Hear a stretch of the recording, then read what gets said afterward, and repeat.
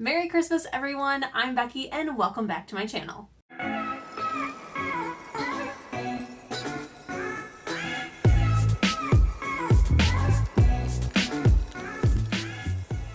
Today, I thought it would be fun to kind of walk through my digital reading journal with you guys. I haven't done a bullet journal or digital reading journal video since 2022, I believe. So I thought it would be kind of fun to do a quick walkthrough of the one that I was using this year, kind of show you what has changed, what I'm liking, what I plan on changing for the future and things like that, and just kind of show you how you could make your own digital journal very, very easily using Canva. Now, this video is not sponsored by Canva. I wish. Canva, hit me up. But I do really, really love Canva, and I love sharing my knowledge on Canva and things like that. So I am trying to incorporate a little bit more of my Canva knowledge in my videos when I can. So I just thought it would be fun to kind of just like walk through it. Okay, so here we are on my 2024 reading journal. I always like to make a cute cover and make it feel as much as a real journal as possible. So this is kind of like my cover page. I change this up every year that I make one. Next is my reading goals, and this is something that I've been doing in all of my reading journals, including my bullet journal, but this year I decided to do something a bit different. So if you look at last year's journal, what I did was I kind of chose like an image or a symbol for each month and then filled in the squares that way. So as you can see, there were these white squares here that covered the entire image. So instead of filling them in with an image or a symbol, this year I decided to do a really cute image that slowly gets revealed as I read. And I thought that was a really, really cute idea. I really, really liked it. I will say for this one, I think it's going to depend on the image. I kind of wish I would have, instead of in lines, done like a round and round spiral, so that way the ghost is revealed last. But that's okay. Now I know that for the future. So all I did basically was I created this border, I put an image in the middle of it, and then I put all these 100 individual squares, because that's how many books was on my reading goal. And then as I read books, which I have reached 100, I'm currently at I think 101, and I'm definitely gonna have a lot more before the end of the year, I would just click on the squares, make them 100% transparent, and then lock them. That's it. So technically all of the squares are here. So that way, if I do need to copy this for some reason, they're all still there. I don't like doing anything that's permanent. So I kind of liked just revealing the transparency. So that way, if there's like a mistake or I need to use this for something later on, it's all still there in the exact same spot. Then it continues on with my reading goals. As you can see, the end of the year has not hit us, so this isn't fully filled in. But these are some of my reading goals: to read more that I already own, which my kind of like tentative goal was to do 2 a month, and it hasn't happened. I'm not gonna reach that goal this year, but next year there's a plan in place. Look forward to read it or reap it next year. Then I wanted to finish 5 series, which I for sure will be adding one more to this list, and I have to confirm if there's any others that I've finished, but I don't think so. So I might be one shy. Read 10 books a month, which I think December it will hit, and I think for 2025, I'm changing this to 5 books a month. Then I wanted to read 10 thick books. I used to be very intimidated by books that were larger than 500 pages, and I feel like I've kind of overcome that. But at the same time, I didn't reach 10 this year. So I think that's just because I don't feel like the page length is really dictating my reading now. And I just didn't naturally gravitate towards some large ones. So I think I'm still keeping this one. As you can see, the JLA goal is a total fail. Jennifer L. Armentrout is one of my all-time favorite authors. I absolutely love her. It didn't happen this year. I can't remember if because I've already been working on my 2025 one. I don't remember if I have included this for next year. If I have, I think it's going to happen because I definitely want to reread some of her series so that I can continue on, because I think one of them has ended, so I think it's like a perfect time to do it. It's 2 series that intersect. One is technically a prequel, but I think you're supposed to read them in publishing order, which is very much mixed. And there's so much information in there and I don't remember it all, so I just need to start fresh and reread it. Then here is my read 24 books for my fiscal TBR in 2024, so 24 and 24. I'm still leaving this as 24, I believe, for 25, because it's just to read 2 books that I own a month. So I think it's kind of like looking the same. So we got to 12. 1 book a month. That's not horrible.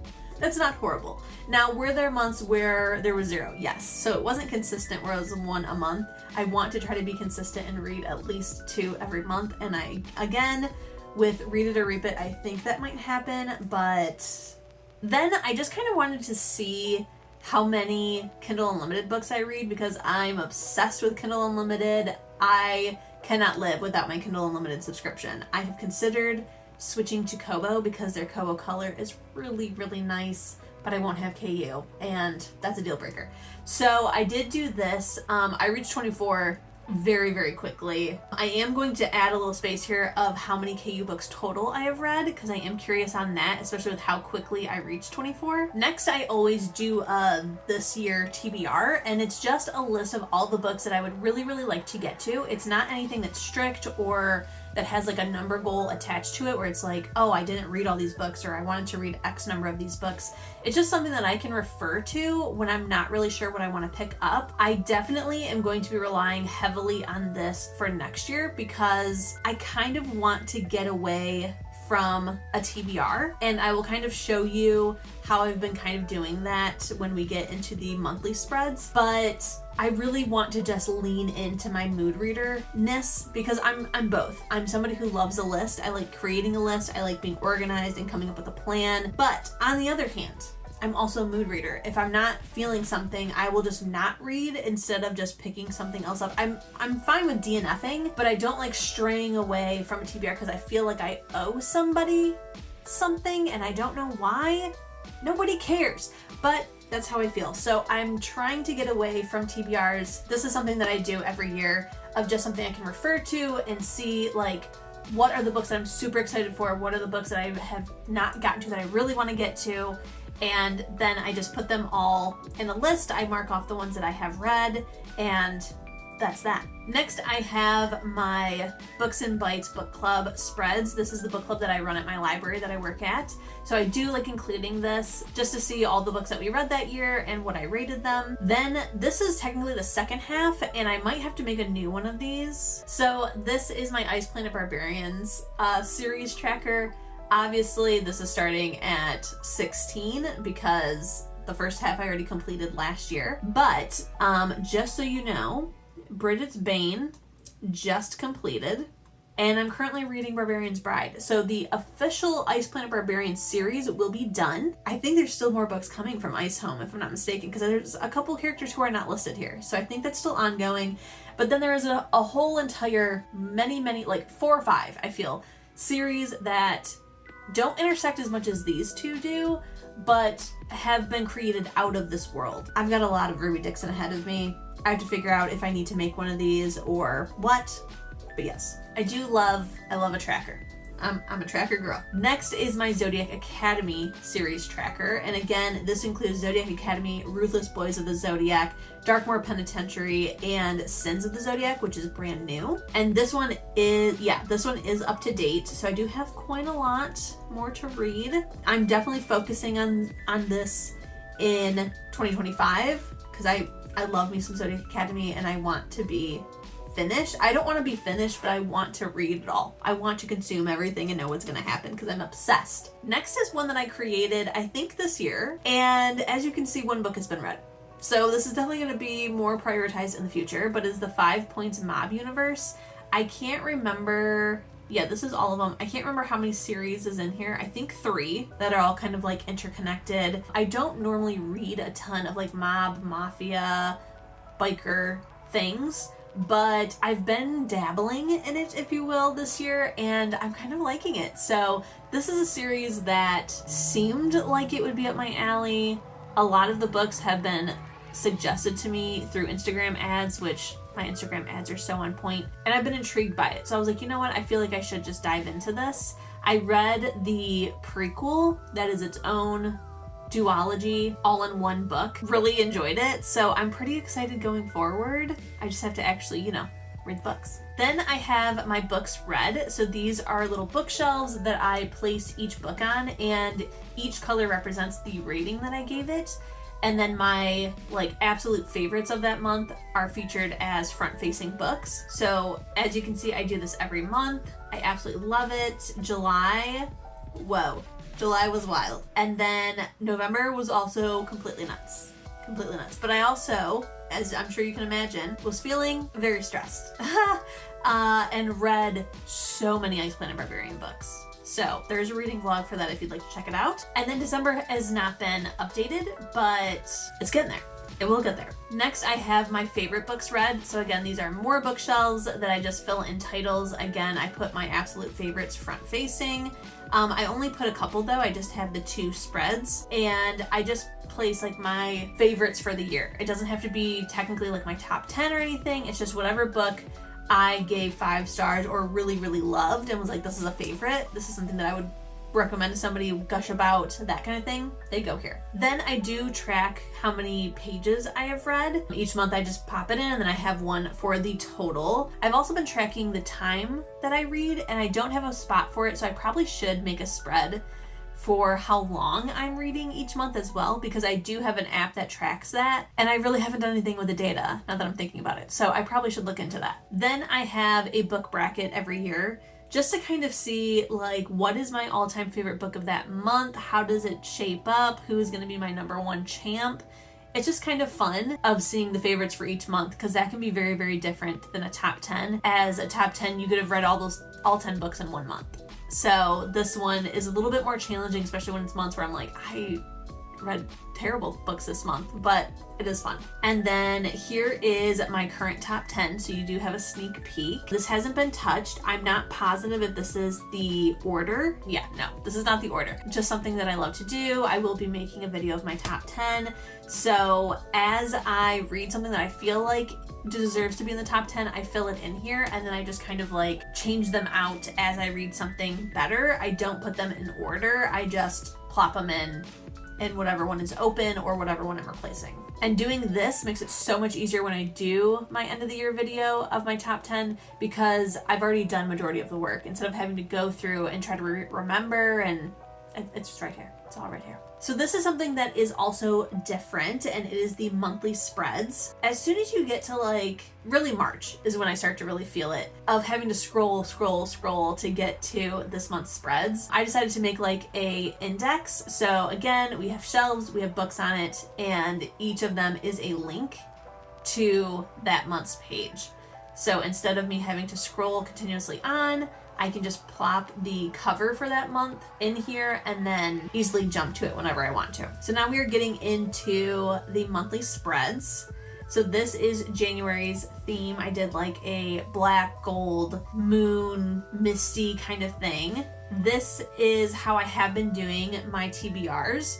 So I would list out all the books that I would like to read and then mark them off as I read them. This is also when I do my winter reading challenge with my library. So I plop in the bingo sheet here and then I mark them as they're done, which reminds me I did not put it in this month, and I need to update it, and I need to update the app that we track it on. And then we have the reading plan. So this is where I kind of map out what books I'm going to read when.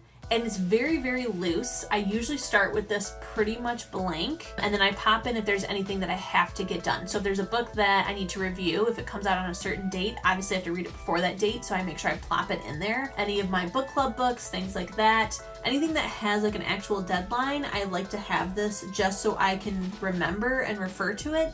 Otherwise, as that week happens, I plop in here are the books I would like to read, and then at the end of the week, I re-edit it to what I actually did consume that week. Then I have my books read, so here's all the books and the readings that I read in this month. And then I do reading stats. So I put in my favorite book of the month, I write something up about it, and then I track my total pages read, how many books were started, how many were finished, how many were ebooks, audiobooks, or physical. And then again, I'm kind of thinking maybe I should also track the time here as well. That would be nice. So for the rest of these, I'm gonna kind of just like scroll through, and then once I get to where I've kind of switched up my TBR or anything that is of note, I will mention it. So here is February. I feel like each year February is always my favorite one, and I just love it. So this is probably one of my favorite themes that I have done. It's absolutely gorgeous, and I love it.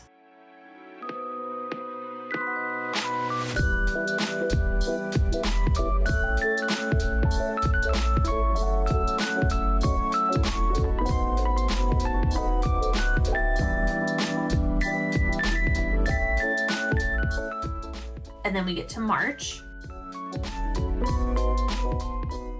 This is when I started to, instead of filling them in, I would remove the ones that I didn't read so that it's just the books that I actually did read.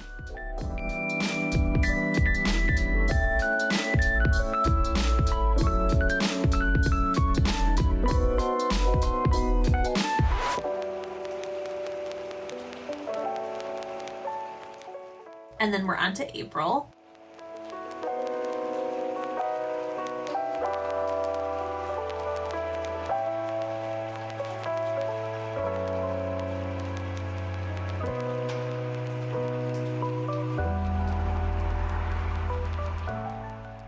On to May. This is one of my favorite themes as well. I mean, I always love my themes, but there's definitely ones that I'm just like, that's it. And I love this watercolor graveyard.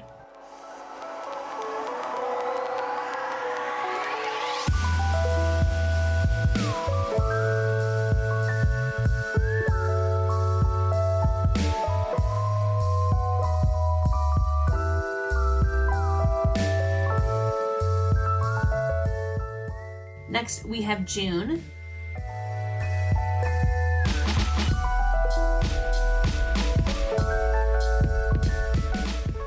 My library does a reading challenge every season. So we have a summer, a fall, a winter, and a spring. Why did you forget that season? So I do like to include those in here when I can. The fall and the spring I usually don't include because it's just read 10 books or 10 hours. So that is pretty much already tracked. Like it would be duplicate of the books I read and that. So for summer reading, there is a weekly or bi-weekly bookmark with different challenges. So I kind of just like create a spread for each of the bookmarks and fill in what I have completed.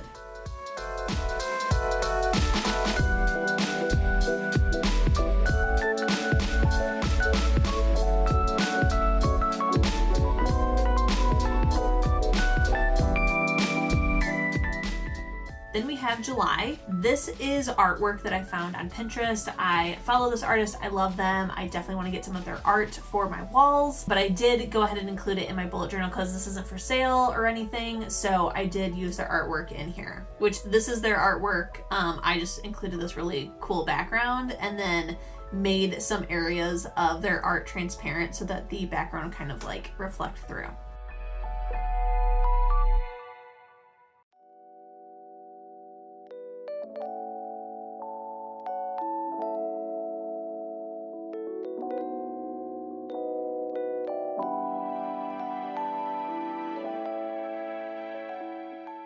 My book's Red, which I absolutely love this guy.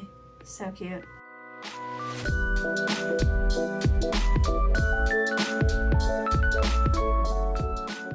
Then we move to August.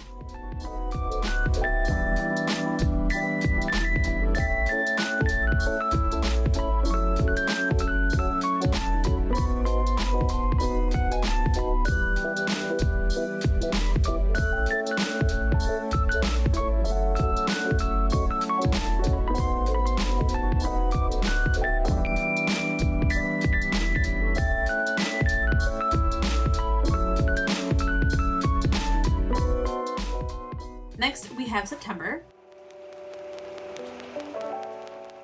My TBR, which I can't remember exactly when I switched to how I do my TBRs now, but for when we get to December, that's when I'll kind of explain what I'm doing now.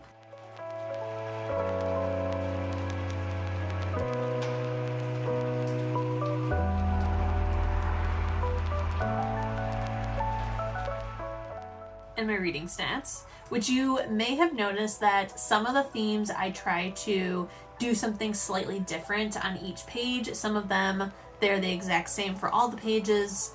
It just kind of depends on how I feel and what the vibe of that theme is. Next, we have October, another one of my favorite themes.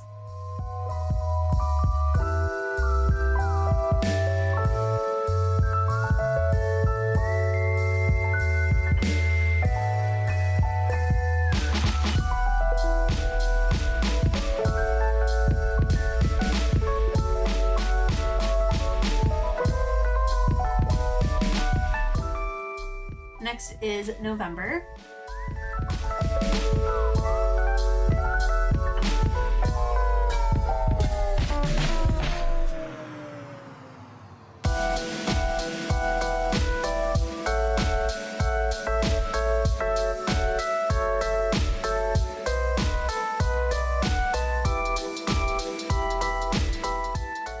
And finally, we have December.